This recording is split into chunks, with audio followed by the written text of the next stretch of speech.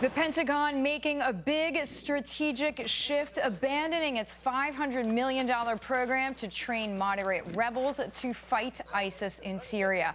Welcome to Risk and Reward. I'm Deirdre Bolton. Fewer than 100 fighters were trained in total, and during a Senate committee hearing in September, officials said only 4 or 5 U.S.-trained rebels ended up fighting. So this is a far cry from the 5,400 projected.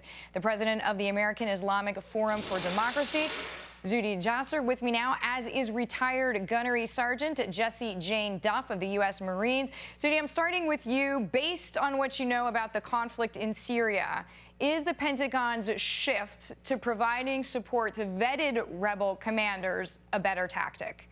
Seems like anything would be better. Yeah, I mean, we need to be on the side of good in this conflict, and today's announcement that we're pulling away from the passive-aggressive nothing that we've been doing is basically another whisper in Putin's ear that, go ahead, you have the green light to do what you want, massacre, whatever you want, because we're not going to do anything in there. And the most insulting thing is for them to be telling Putin, well, you're going to be entering a quagmire. He's not in there to help solve the problem. He is the problem with Assad. They want to massacre populations. They want to allow ISIS to thrive. They're not in there to get after ISIS. They're in there to protect the military regime of Assad and their continued decimation of the Syrian population. So today's message from the White House is just more appeasement and more sort of signals that America is completely out of the game. The good guys have nobody on their side. So I want to pick up on one of the points that you just mentioned there with Jessie, this idea that Putin is not at all worried about collateral damage. I am not saying the U.S. is perfect, but obviously does try to prevent civilian casualties when possible. Obviously, hitting that Doctors Without Borders hospital was a big gaffe in Afghanistan. But you have been in the line of fire. What do you see happening in Syria with all of these presences? It just looks like complete disorganization. I mean, we have to recognize $500 million went down the drain for no results.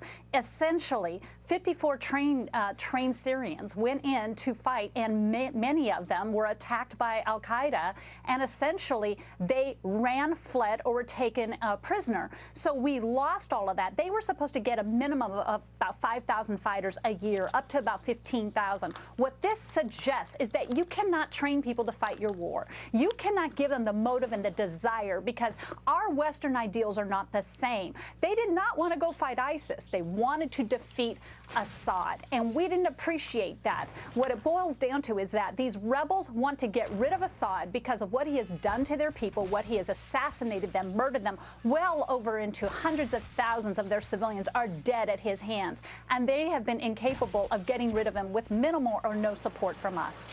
And as far as somebody who has been on the ground, I mean, what is your best advice? We often talk about this disconnect, whether it's business or government, between leadership and the people who, in this case, will literally be in the trenches.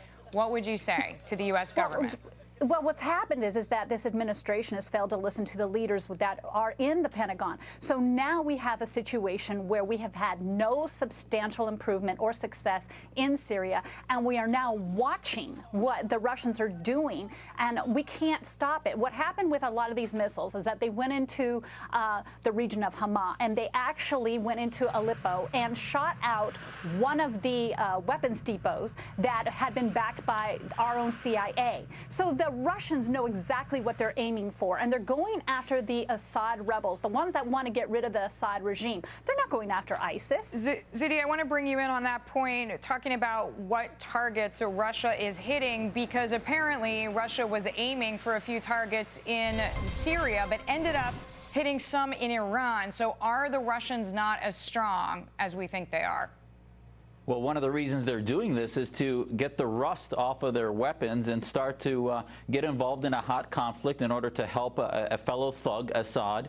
And we have to now they've denied it, but they're going to do that because Iran is their closest ally in Syria. So they want to call. It's interesting. The Russian Orthodox Church is calling this a holy war, which is Putin's church.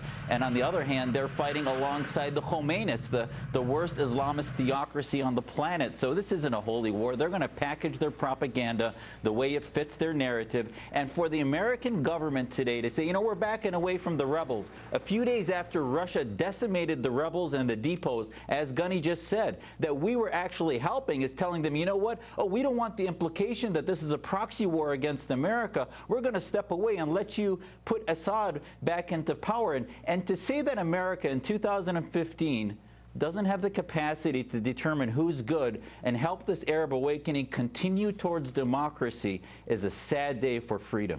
And it seems as if the Russian Defense Ministry is just as spinning. I mean, they've released pictures that show terrorists in Syria trying to bomb mosques, but the Russian government is saying, well, they are doing this to implicate us. And I am just assuming, Jessie Jane, that this would be means or motive for retaliation. Oh, absolutely. This is a classic standard that all is done with many terrorist groups. What they do is they hide behind civilians, and they use civilians to protect them. And then when they're shot, they get this international uprising of saying this is horrible. And the Russians are trying to get in front of that and say, look, we're not touching the mosque. Now, considering that the Russians are not the most honest people, brokers in this, I wouldn't be surprised if they do blow up a mosque and then deny doing it. I don't know if this press conference that they did or this release they did was to circumvent maybe something they will be doing. But they have armed near these mosques, and it looks like they're going to try to give the impression that Russia is attacking their religious